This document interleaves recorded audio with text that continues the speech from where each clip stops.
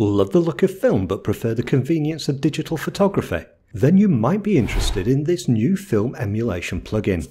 If you don't know about Dehancer, they produce plugins for the popular DaVinci Resolve video editing software from Blackmagic. These people know a thing or two about making digital video look like it was captured on film. Well, now they've turned their attention to still photography with their film plugin for Photoshop and Lightroom. Let me give you a demonstration of the new plugin, after which I'll tell you a little bit more about some of the things I've discovered while using it. This is the image I'll be using for the demonstration, and I have it open in Photoshop. I'm using Photoshop, but the plugin is just the same in Lightroom.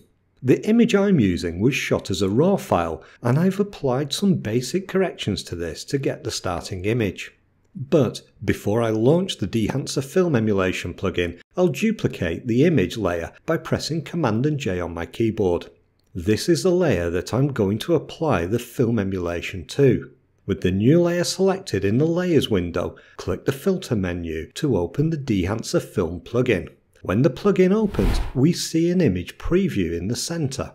The plugin interface is clean and simple with a few icons along the top and effect controls down the right. I'll start by clicking the Reset icon to clear any settings that are remaining from previous editing. Then I can pick the film emulation to use from the list of thumbnails on the left. There's a lot of thumbnails in the list, but you can filter them by picking the type of film in the drop-down at the top. If I pick Color Negative, the list then displays the individual profiles in that category. This profile list is the same as the thumbnails. Whilst I've found the thumbnails helpful to visualize an emulation that I don't know, they are a little small to properly appreciate the film. I've personally found it better to click on the ones that I think might work well and then judge the effect on the larger preview image. But what I really love is the list of films Dehancer has chosen for the plugin. There's a nice mix of common films like Fuji Provia and Kodak Hectar. But there are also specialist films that you might only find in cinematography, and some of these are truly beautiful. Let's pick the Kodak Minolta VX400 super film for this image. I think this produces a wonderful look that really suits the scene and creates the mood I'm looking for. If you want to compare the effect with the original, click the preview option in the toolbar to toggle it off and on. Alternatively, you can press and hold the spacebar key to temporarily disable the effect until you release the key. After choosing a film emulation, there's an option to push or pull the exposure. If you're familiar with film photography, then you'll probably recognize these terms. When we push a film, we reduce the exposure time when we shoot by rating the film at a faster speed.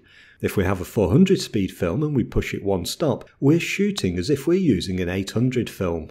In this image, the area below the pier is quite dark. When I move the push-pull slider to the left, it pushes the exposure, which lightens the shadows.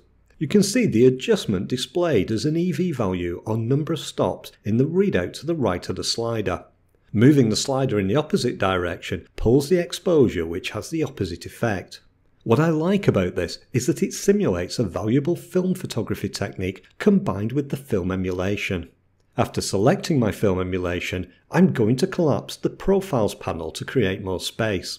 I'm then going to apply additional effect adjustments using the controls on the right. Unlike most of the other film simulation plugins I've used, these settings aren't affected by my choice of film emulation. These are additional settings used to add effects and refine the image.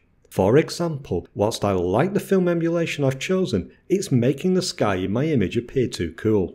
I can then adjust this by increasing the temperature control. The temperature slider works just as you might expect in a RAW converter. Move it to the right to warm the temperature, and left to cool it. Let's set this to a value of around 25 to warm the image slightly. Whilst there are several other adjustments I can apply, there are only two that I want to apply to this image. The first of these, as you might expect, is a film grain. Let's magnify the image to 100% so we can see the grain a bit better. It's probably no surprise that you use the size and amount sliders to control the look and visibility of the grain. But there are a couple of other controls to refine the overall look of the grain. First, there's the resolution slider, which controls how the grain softens the image. Film images tend to be softer than digital images because of the grain and developer used. Look at what happens to the detail in this image when I turn off the film grain panel. It becomes much sharper again. If you like this softer appearance, you can control it by reducing the resolution slider. If you'd rather have a sharper image, increase the resolution slider. The other feature is that we have independent controls for the grain in the shadows, midtones and highlights. I've only seen this feature in one other plugin and I think it's great.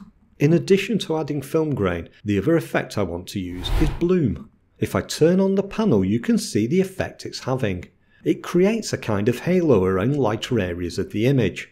The default's a little strong for this image, so I'm going to adjust it.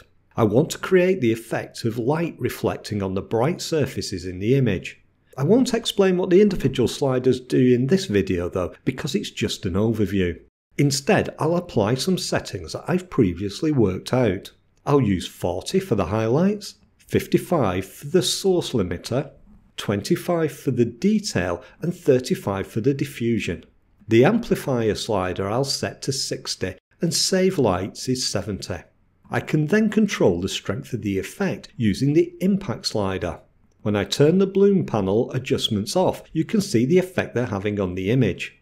So far I've found it very easy to work with the plugin controls, but there are some additional features I'd like to see added or improved. I'll share most of these later in the video, but one I want to highlight here is to save panel presets. It's time consuming creating different effects with controls in panels like bloom. Being able to save the settings as presets that you can then reapply would be useful. You can though create your own presets containing all of the adjustments, including the film emulation. It's then possible to reuse those presets with other images you might edit in the future. Checking the overall preview, I think the image now has a nice feel to it. I'm happy, so I'll click the OK button and return to Photoshop. I'm really impressed by the renderings this plugin's produced. Now that you've seen the software, let me answer a few questions you might have. If you're wondering, is this a paid review? No, it's not. Dehancer has kindly provided a license key for me to do the review, but there's been no payment and they've encouraged me to give an honest review. If they hadn't, I wouldn't be making this. If you're a PC user, you may be wondering, will this work on Windows? Unfortunately not at present, although the Dehancer website says that they are working on a Windows version. A popular question amongst Mac users for most software these days is, does it support the M1 chip? Yes, it does. When you purchase the plugin, the download contains a separate Intel and M1 version. Now cast your mind back to the overview where I applied the plugin to a new layer. If you're wondering, does it work with Photoshop Smart Objects? The answer is yes. If I duplicate the image layer and then convert it to a smart object, I can apply the Dehancer plugin as a smart filter. After applying my adjustments and closing the plugin, it appears as a smart filter in the Layers window. Then if I want to change my settings, I can double-click the filter to reopen the Dehancer Film plugin. Now I know a lot of people watching my videos use Affinity Photo rather than Photoshop. If you do, you're probably wondering, does it work with Affinity? Whilst I haven't tested it extensively, yes, it does appear to work with Affinity Photo. After installing the plugin to Photoshop, all I needed to do was point Affinity to my Photoshop plugin folder.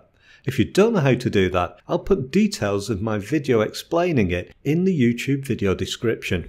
The Dehancer plugin then appears in the Affinity Photo plugin list and I was able to use it. What I don't know is if you can install the Dehancer plugin if you don't have Photoshop or Lightroom on your computer. I also don't know if the plugin is compatible with Photoshop Elements, as I can't try that. My best advice would be to download the trial version to see if you can install it and use it. Now let's talk about a few improvements that I would personally like to see in the software. First, there are the controls where I found some sliders very sensitive. Most of the time, you only need to make small changes, but at times it can be difficult. It would be nice to see some sort of fine adjustment control. Next, we have the icons in the toolbar. Although there are only a few of these, it would be nice to have the option of tooltips when hovering the mouse pointer over them. Then there's something that caught me out a few times, which is the plugin remembered my previous settings. I think it would be nice to have a preference to automatically reset the adjustments when opening, but I think the reason I found this more frustrating was that the plugin only supports the sRGB colour space. Dehancer are working on others, but for the moment you need to change your colour space to sRGB. If you try editing an image in something like ProPhoto RGB, you'll see a colour shift in the image. What tended to catch me out was that I thought something was wrong with the colours, but often I mistook it for the film emulation. So before launching Dehancer, convert your working colour space to sRGB. You can also do this automatically in Photoshop colour settings. But if, like me, you need to use a colour space other than sRGB as your default, you'll need to convert each image before opening it in the plugin. Finally, I should mention the cost, as this isn't a cheap plugin. At the time I recorded this, it's $199 for 2 seats, but that's excluding VAT. Despite these points, overall, I'm extremely impressed by this plugin. I've found it extremely stable and very easy to use. I also love the quality of the results I've been able to produce. Now, I haven't based my quality assessment on the technical accuracy of the film emulations because I don't have the facilities to do that. Instead, I'm judging how the image looks and the feeling it conveys. What I would encourage you to do is download the trial version to see what you think. I hope you've enjoyed this video and decide to watch more. Here's what YouTube thinks you'll enjoy next on my channel.